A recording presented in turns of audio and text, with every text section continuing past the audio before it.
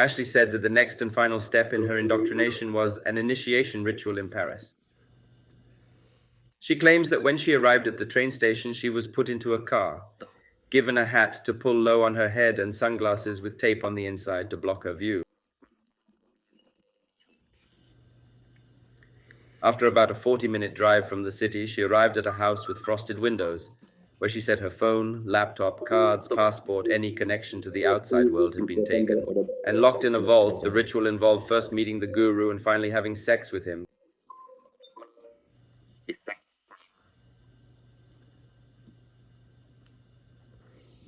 But Ashley just refused that last part. She said that she was promised that if she continued, she would receive his divine energy, that her demons would be exorcised, that her beauty would be enhanced, her breasts would grow, she would have more sex charisma. They promised me the whole world at my feet if I passed the initiation.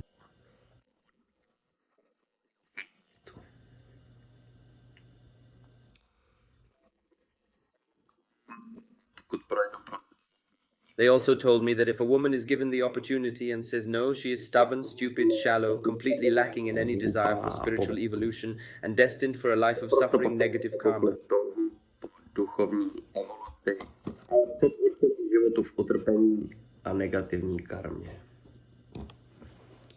Ashley said she didn't know where he was or had any means of escape,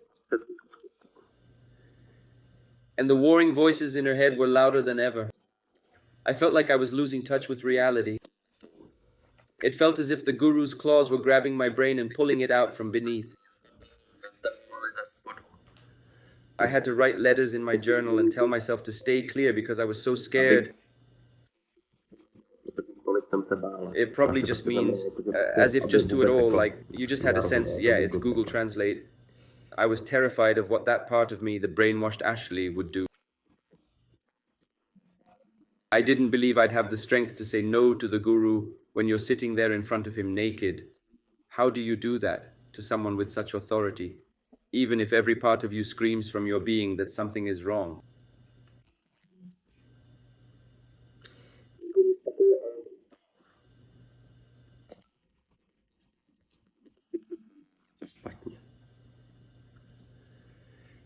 Ashley said that when she was forced to watch a video of the testimony of another woman who had just completed initiation.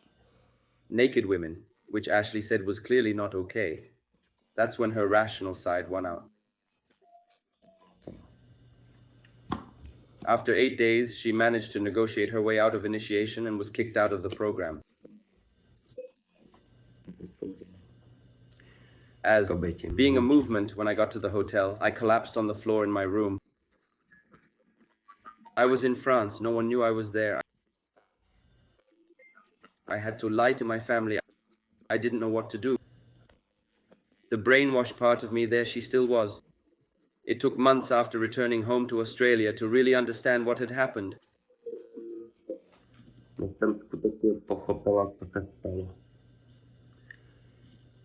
Ashley was finally in. She was diagnosed with PTSD as a result of her experience. But with the help of a psychologist and the support of her family, she began the journey to recovery. One Sunday, we were just sitting around the table, and I don't even know how it happened. I just lost it, started crying, and told them everything out of nowhere. My parents just held me and reassured me. They told me, it's not your fault, you didn't do anything wrong. But that was the hardest part, telling my parents. I didn't want to hurt them because they gave me everything growing up.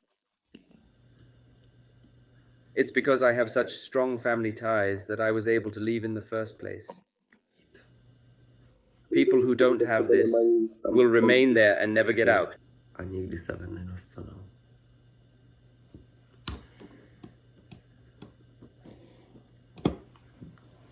Then, now that she's better, she goes on to say how information about cults also helped her. She mentioned some resources, and she also says that she used to be anonymous, but now she's decided to finally talk and say her name. I'm still learning to trust my intuition and my instincts again, but I've learned that I'm much more resilient.